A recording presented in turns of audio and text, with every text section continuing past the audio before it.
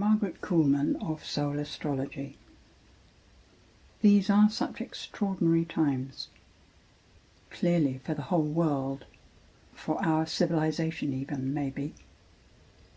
We're looking at this Sun and Moon in Scorpio, sextiling Pluto, Jupiter and Saturn. It's almost like an owning up to what's been going on all year, perhaps even a completion of what's been going on all year. The completion could be said to be when Jupiter went over Pluto in Capricorn this week, emphasizing the eruption of whatever needed to show from underneath. Jupiter won't reach Saturn until they are both in Aquarius in later December. So in some ways this latest eruption we've just been experiencing on the energetic level and maybe emotional and maybe physical organizational levels, this could be the culmination of the Capricorn experience. Pluto went into Capricorn in 2008 and it will still be there for another few years. So the turbulence and the transformational side of events is still to be going on.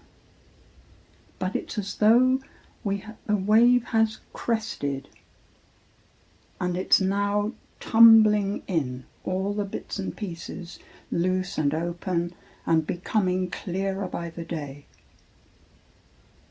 It's not just this year that culminates. It's all the cycles that Pluto, Jupiter and Saturn represent with respect to each other. I've listed them more accurately in my letter, which you can read on my website. But one of those waves began in 2007. One of them began in 2000. One of them began in 1983. These are just the pairings of those three planets. The last time all three of them were together like this was in 1285. So in some respect, this is the culmination of a huge cycle. And that coming together, 1285, was also at the end of Capricorn. So it isn't surprising if it feels very fundamental and huge, the sense of what's going on at this time. To come back to the chart, the Sun and Moon, during that last week, the Sun has trined Neptune. So in some ways it really does feel as though we're being spiritually supported in all of this, as though somehow our acceptance of how things are links us more securely with our own spiritual contact. And the sextile to the Capricorn group shows how correctly for the next month we are aligned with the changes that have to happen. It's an interesting thing that the sextile, if we look across the chart, we find that both ends connect in a way to the North Node. You can see also that the South Node is between them.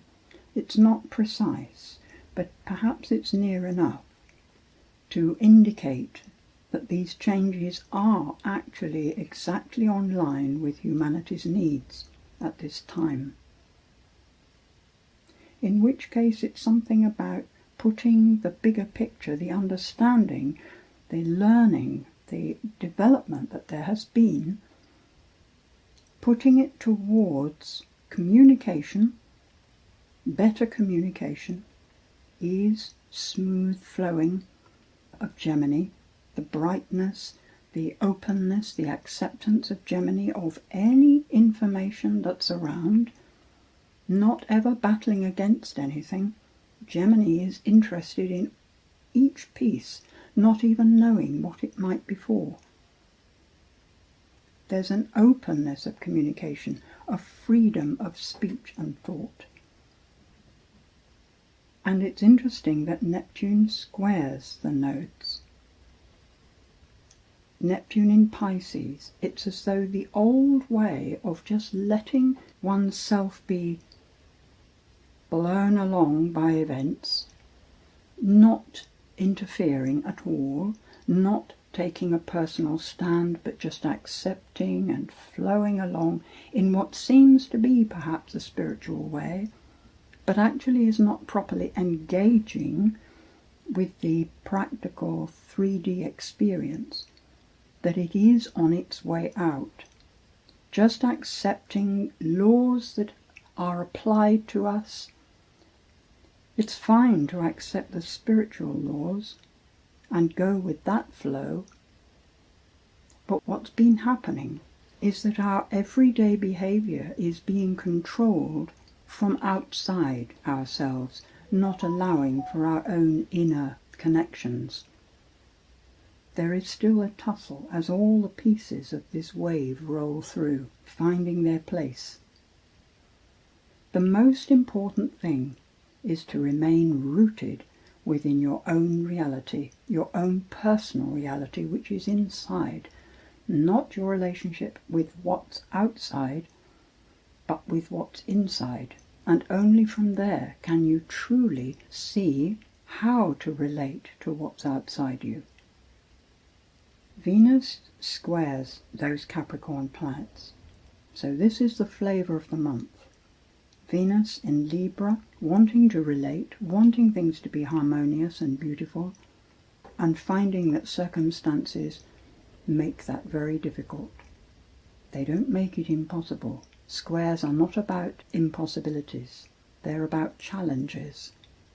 So it's finding ways. We have to find ways in our relationships where the practicalities of things can be shared, can be accepted in whatever way we can manage without losing our centres, so that shoulder to shoulder in a way we deal with difficult situations. It means not attacking each other.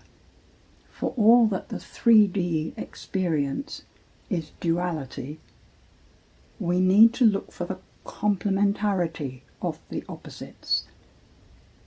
In astrology, every opposite pair of signs complement each other.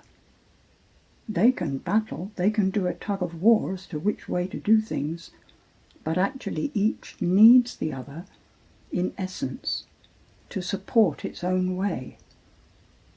And Libran relationships require Aries courage and Aries individuality in order to work properly.